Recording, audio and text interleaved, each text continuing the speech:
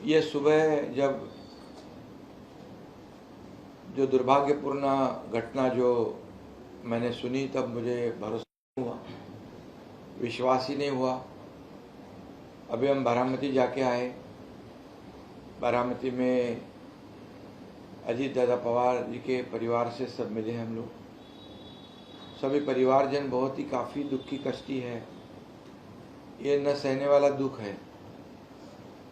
और अभी मुझे भी भरोसा नहीं हो रहा है कि अभी भी अजीत दादा हमारे में नहीं है,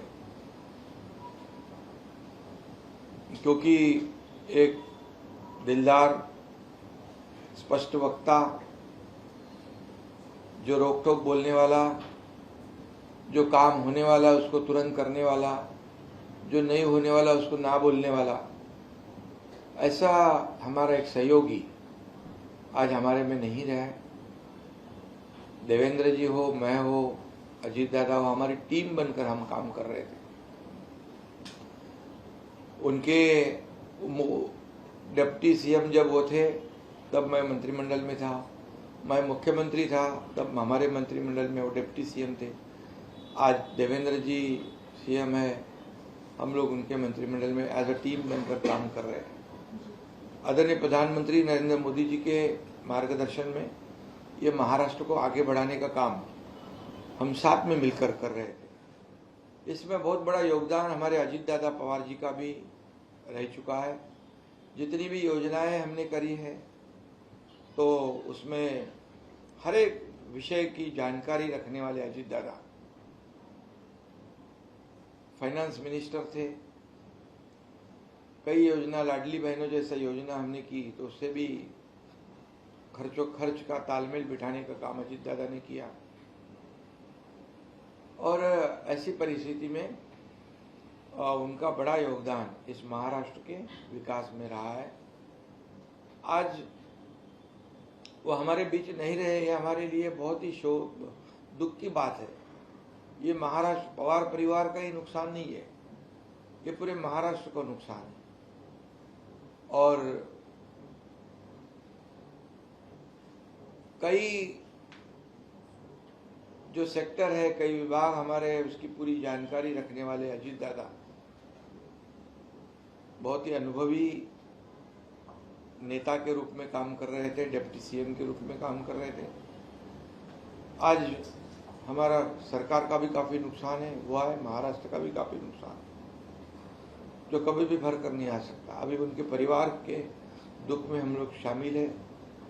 बारामती जाके आने के बाद भी हमें विश्वास नहीं हो रहा है कि अजीत दादा हमारे बीच नहीं है, तो उनके परिवार को कितने कष्ट होते होंगे। इसलिए हम सब मिलके उनके परिवार को ये दुख सहने की शक्ति प्रदान करें, इसी ईश्वर के पास प्रार्थना करते हैं। जब तो महाराष्ट्र इतने बड़े दुख से गुजर रहा है, उस बीच में ममता बनर्जी का एक बयान आता है। वो कहती है कि अभी कुछ दिनों में वो शरद पवार फैक्शन ज्वाइन करने वाले थे, उससे पहले ऐसी घटना हुई है, जांच होनी चाहिए, कई सारे आरोप उन्होंने लगाए हैं।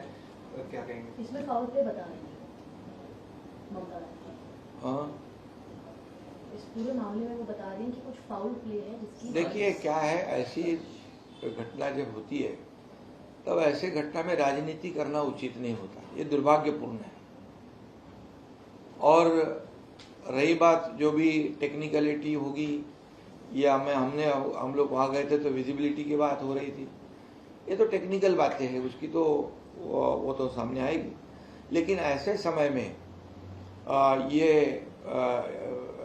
कोई राजनीति करना और इसमें कुछ साजिश है ऐसे बताना, ये बहुत ही दुर्भाग्यपूर्ण है।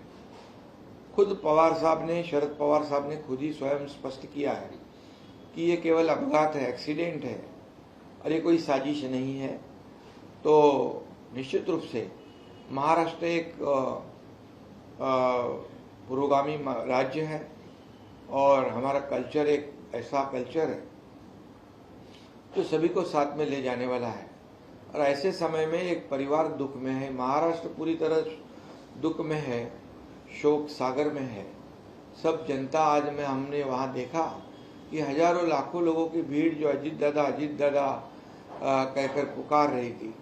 ऐसे समय में ऐसी राजनीतिक बात करना ये बहुत ही दुर्भाग्यपूर्ण है और ऐसे इस घटना की किसी ने भी राजनीति करना ये उचित नहीं है, ये बिल्कुल गलत है। उन्होंने जांच की मांग करते हुए ऐसा भी कहा है कि मुझे जांच एजेंसी पे भरोसा नहीं है, इसकी वजह से ये सारी घटनाओं की जांच सुप्रीम कोर्ट के अंडर हो जाएगी। देखिए, अभी ये जो एक्सीडेंट हुआ है ये टेक्निकल बात है, क्या बात है, ये तो विजिबिलिटी की बात थी, उसी चर्चा हो रही थी वहां पर। लेकिन जो ऐसा आशंका और आरोप लगाना, ऐसे दुर्घटना जब होती है तो ये उनके परिवार वालों को भी और महाराष्ट्र की जनता को भी ठेस पहुंचाने वाला है। ऐसी राजनीति करना, तो राजनीति करने के लिए तो बहुत समय होता है, रास्ते होते हैं, बहुत से मौके भी होते हैं, लेकिन आज पूरा महाराष्ट्र में दुख की छाया में है। काफी लोग इस जो बड़ा हादसा हुआ है उससे काफी दुखी है। ऐसे समय में कोई बाहर से अगर कहे और आरोप लगाए तो ये उचित नहीं, ये गलत है, इसकी राजनीति करना गलत है पूरी तरह। और इसका शरद पवार साहब ने खुद ही उन्होंने प्रेस स्टेटमेंट किया है और उन्होंने खुद ही बताया है। तो मैं इतना ही कहूंगा कि ये बहुत ही संवेदनशील बात है, इसमें कोई भी हो इसका राजकारण ना करे, इसकी राजनीति के लिए कोई फायदा उठाने की कोशिश ना करे। एक और इसमें टेक्निकल स्नैप तो बताया ही जा रहा है, लेकिन जो एविएशन कमांडर्स जो है वो है नियमों का वो पालन नहीं करते, तो उसका उल्लंघन करते, तो उसको लेकर भी आप लोग जांच कर रहे हैं कि कंपनी की हिस्ट्री क्या रही? देखिए, वो तो जो है टेक्निकलिटी जो है उसकी तो होगी जांच, कंपनी का पूरा बैकग्राउंड क्या है क्या, वो तो पता चलेगा। उससे तो एक्सीडेंट है तो उसकी तो तफ्तीश तो होती है एक्सीडेंट की। सर, सौरभ मुखर्जी है नाइस। सवाल ये है कि पिछले कुछ सालों में और कुछ दशकों में भी देखा गया है कि बहुत सारे ऐसे राजनेता हैं जिनकी हेलीकॉप्टर में निधन हो जाता है, उनका एक्सीडेंट हो जाता है। तो ऐसा केस बहुत ही ज़्यादा दुखदायी भी होता है और इन केस इन सब में मतलब जो रिजल्ट्स आते हैं एग्जामिनेशंस के, प्रूफ की, ये बहुत हद तक कहीं बता नहीं पाते हैं असली रीजन की हुआ क्या है। तो इस केस में आपकी क्या टिप्पणी है? नहीं, इसमें तो देखिए बिल्कुल ऐसी घटना दोबारा ना हो, क्योंकि जो भी टेक्निकल बातें हो या जो भी इसमें एक्सीडेंट होने के बाद एक्सीडेंट क्यों हुआ, कैसे हुआ, इसकी जांच तो होती है और निश्चित रूप से ऐसी घटना दोबारा ना हो, ऐसी कोशिश हर एक एविएशन कंपनी जो है, एयरलाइंस है, सभी ने लेना चाहिए, प्रिकॉशन तो लेना चाहिए, क्योंकि ये बड़ा हादसा हुआ है।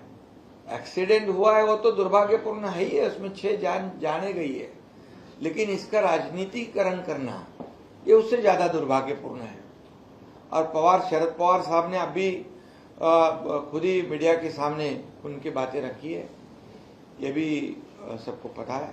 इसलिए मैं इसका इतना ही कहूंगा कि इसका राजनीतिकरण ना हो, इसका राजनीतिक लाभ उठाने की कोशिश कोई ना करे, क्योंकि ये संवेदनशील घटना हुई है। यह महाराष्ट्र के लिए एक बहुत बड़ा एक आघात है, महाराष्ट्र के लिए बहुत बड़ा हादसा है, इसलिए ये हादसे के साथ कोई राजनीतिक खिलवाड़ ना करे।